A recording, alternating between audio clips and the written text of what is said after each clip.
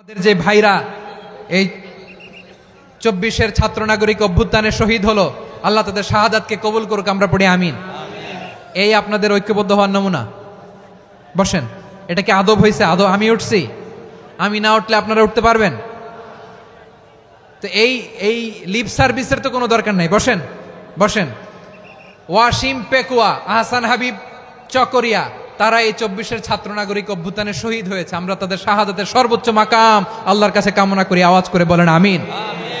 প্রিয় ভাইরা, আমরা 52-র ভাষা আন্দোলনে ঐক্যবদ্ধ হয়েছিলাম, 71-এর স্বাধীনতা সংগ্রামে ঐক্যবদ্ধ হয়েছি, 24-এর ছাত্র নাগরিক অভ্যুত্থানে ঐক্যবদ্ধ হয়েছি।